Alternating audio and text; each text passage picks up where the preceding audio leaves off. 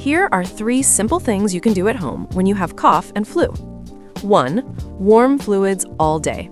Drink warm water, tea, or lemon plus honey. This helps soothe your throat, loosen mucus, and keep you hydrated. 2. Steam inhalation. Inhale steam from hot water. You can add menthol or eucalyptus.